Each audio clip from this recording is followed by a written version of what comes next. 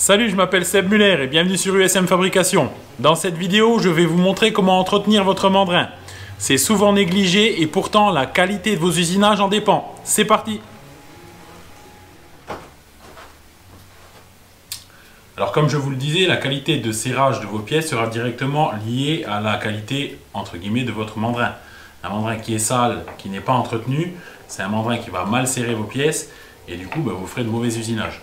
Alors on va voir de plus près comment démonter le mandrin. Bon là c'est sur un casse-neuve, tous les démontages ne se font pas de la même manière sur les autres machines d'autres marques. Mais on va voir déjà le démontage casse-neuve, après c'est jamais bien compliqué. Ce que je vous conseille vivement, c'est de tout repérer avant démontage. Alors le mandrin il se compose de 3 parties extérieurement, donc il y a les morts, on connaît, le mandrin en lui-même et la bride qui est reliée directement au nez de broche de votre machine. Alors ce que je vous conseille de faire, c'est mettre un petit coup de comparateur sur la bride avant le démontage, comme ça on comparera avec leur montage. Alors chez moi il ne tourne pas tout à fait zéro, parce que c'est une bride qu'on a adaptée sur cette machine. Comme je travaille quasiment tout le temps en mordou, ça n'influe pas du tout sur le balancement de la pièce. Voilà. Ce que je vous conseille également, bon là j'ai 3-4 centièmes.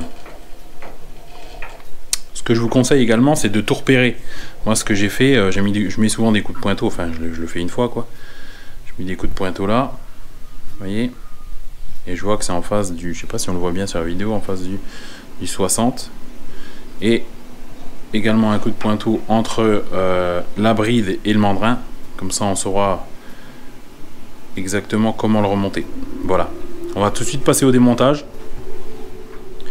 Alors le démontage c'est pas bien compliqué, sur casse-neuve il y a 3 vis à 120 degrés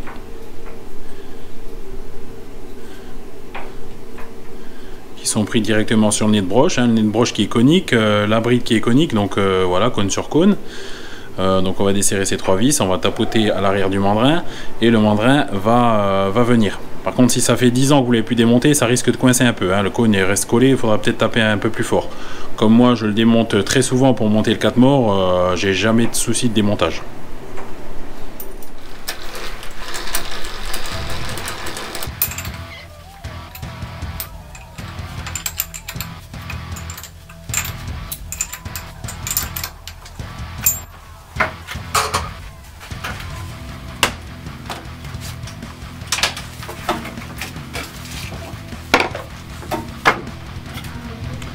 Voilà, donc le mandrin, je l'ai mis sur mon établi. La première opération va consister à démonter les morts, rien de plus facile, il suffit de dévisser les vis. Et ensuite, démonter la bride, séparer la bride du mandrin. On va voir ça en détail.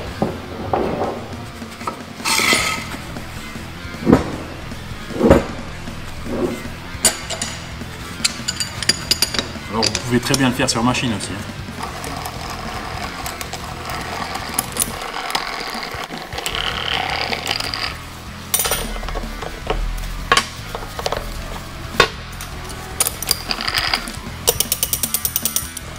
Ensuite, on va démonter, on va séparer la bride du mandrin. Donc là, il y a ces 3 vis. Il va falloir desserrer. Alors, comme moi je fais l'entretien de mon mandrin 1 à 2 fois par an, les vis, normalement, elles ne sont pas bloquées. Mais si vous le faites jamais, à mon avis, vous allez avoir un petit peu de mal à les desserrer. Là, ça va.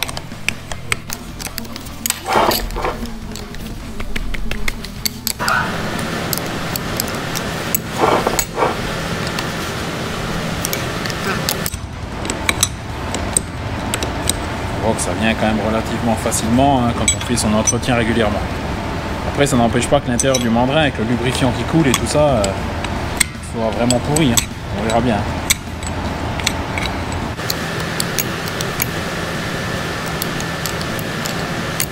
L'opération est un petit peu délicate, ça va vraiment être le moment maintenant de séparer ces 2 pièces. Alors vous pouvez tapoter sur le dessus légèrement pour essayer de décoller l'ensemble, et si jamais vous voyez que ça vient vraiment pas, vous pouvez taper par là et la bride elle viendra.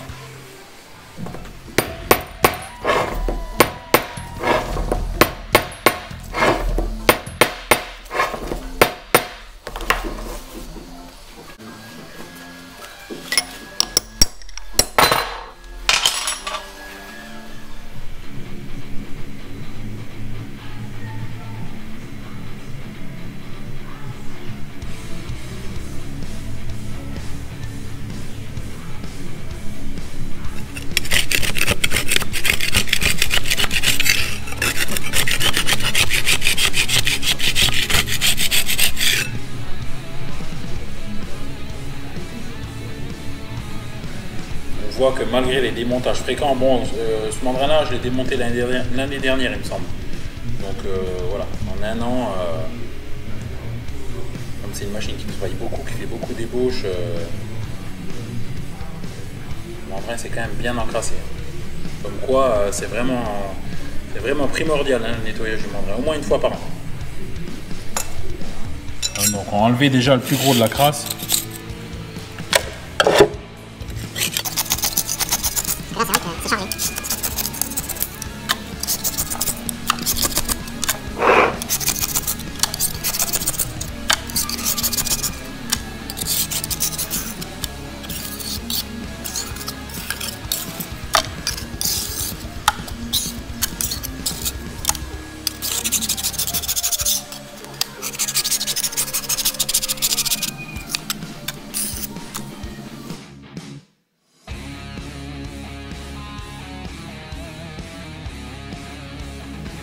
Alors la prochaine étape, ça va être de démonter donc, ces 3 vis là qui tiennent ce couvercle et également les 3 petites vis à 120 degrés qui se trouvent ici, qui viennent tenir la vis qui nous permet de desserrer, tout simplement. Alors souvent ça c'est coincé, hein. Il faut y aller doucement, il ne faut pas forcer et normalement ça va le faire.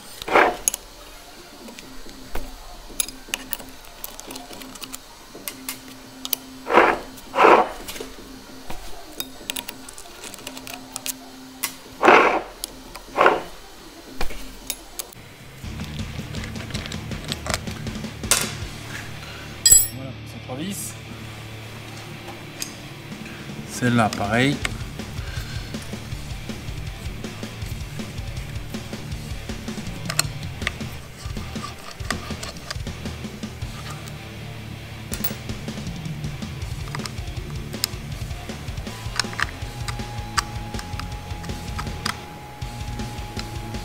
Une chance qu'elle soit pas bloquée.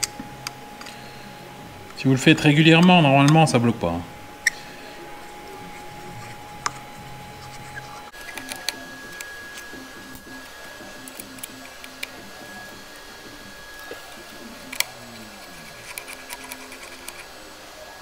Voilà, maintenant qu'on a démonté les vis, ce qu'il faut qu'on sorte en priorité, c'est l'endroit où on met la clé à mandrin. Et ensuite, on pourra taper le couvercle dehors pour le démontage final. Alors moi, j'utilise une petite technique. Alors c'est un peu chiant à sortir. Une fois qu'on a passé la vis, moi je passe une clé à laine dans le trou. Je mets ma clé à mandrin dans le... Et puis je joue comme ça, je trouve que ça vienne quoi. C'est un peu embêtant.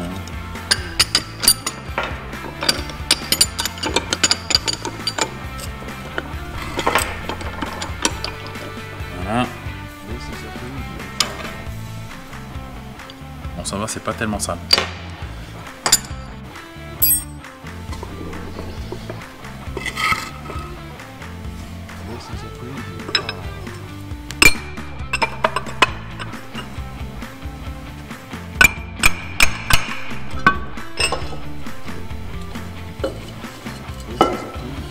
Voilà, c'est sorti quand même, tant mieux.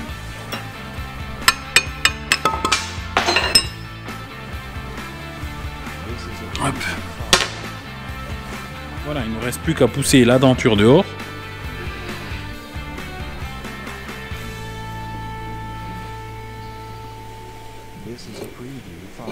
Hop. Et voilà.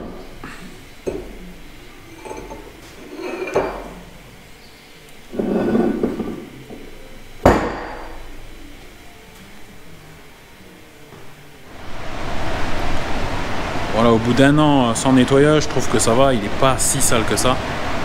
Il était déjà bien plus sale.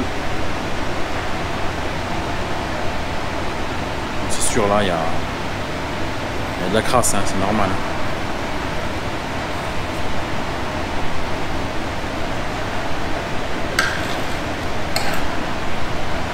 Il n'y a plus qu'à tout dégraisser et à remonter. J'ai tout nettoyé, tout dégraissé. Il n'y a plus qu'à passer au remontage. Alors on va faire ça dans le sens inverse du démontage, hein, tout simplement. Rien de bien compliqué.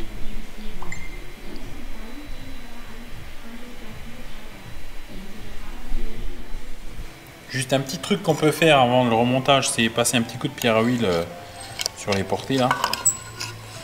Ça leur fera pas de mal, même si là elles sont propres, mais ça leur fera pas de mal.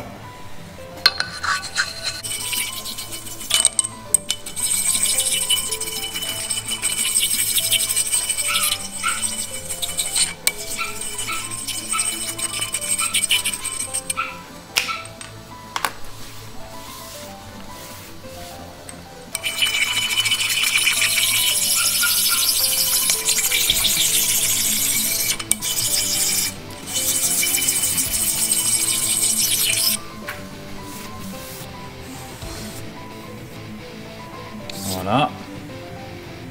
On va faire pareil sur celui-là.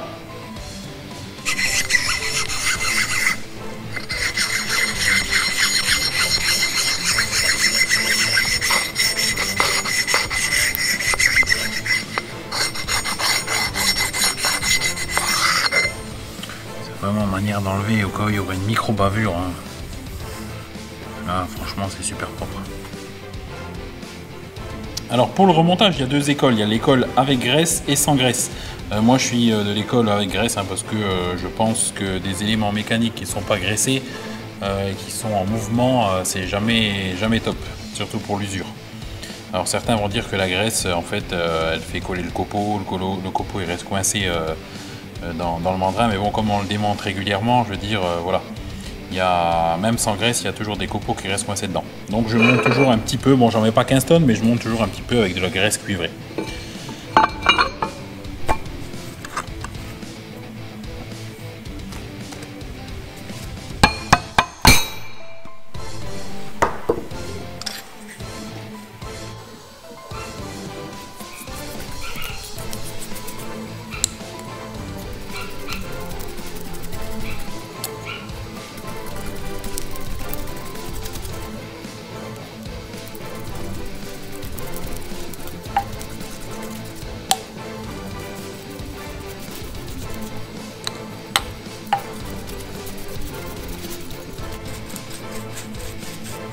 Alors attention avec la graisse cuivrée parce que sur les doigts, ça a beaucoup de mal à partir. Hein. Voilà, vous voyez, j'en mets pas non plus 3 tonnes. Hein. Comme dans moins d'un an, je le redémonte et je le renettoie.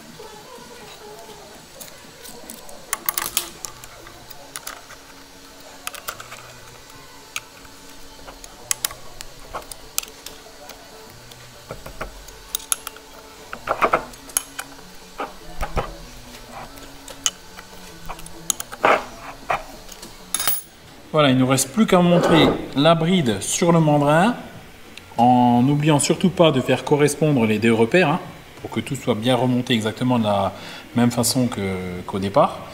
Et puis c'est bon.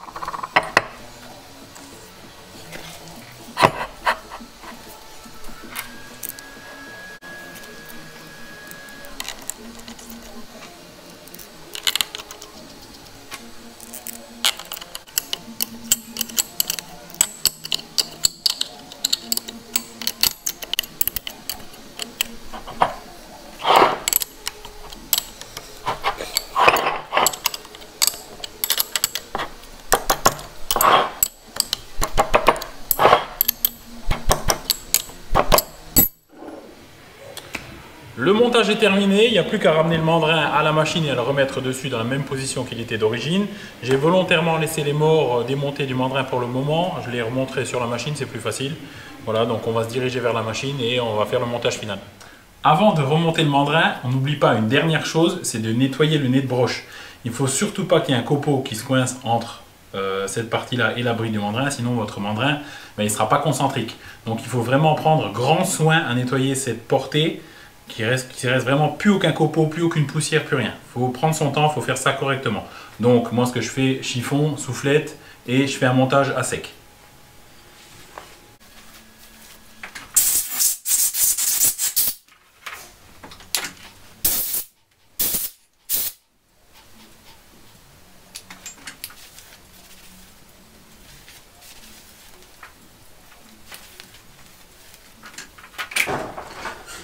Voilà, on va monter le mandrin sur le nez de broche. On vérifie encore une dernière fois que les portées sont bien propres, bien sèches, sans copeaux. Et on y va.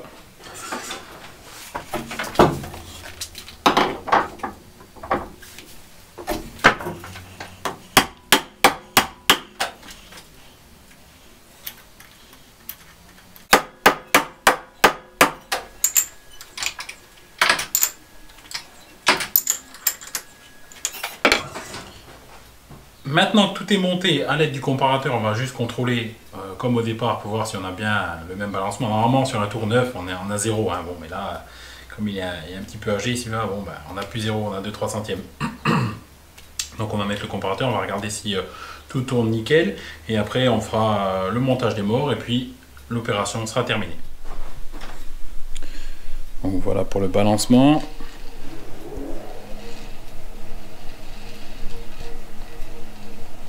3 centièmes comme à l'origine, c'est nickel.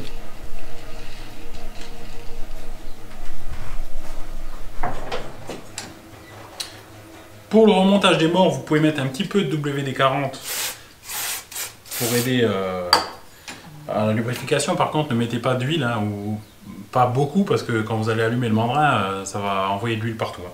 Donc moi, ce que je fais, je mets un petit peu de WD, mais voilà, sans exagérer.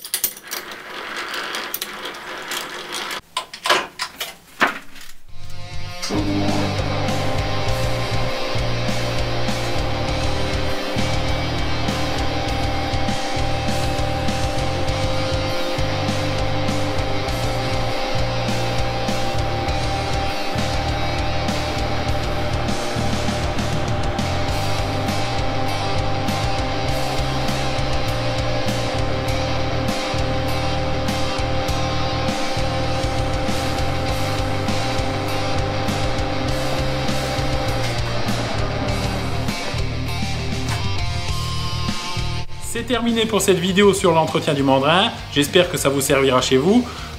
Pensez à bien prendre votre temps pour effectuer cette opération, hein, même si ce n'est pas une opération bien compliquée. Après, avec graisse ou sans graisse, c'est à vous de voir. Pensez à liker, à partager. Venez faire un tour sur le groupe Facebook USM Fabrication. À bientôt!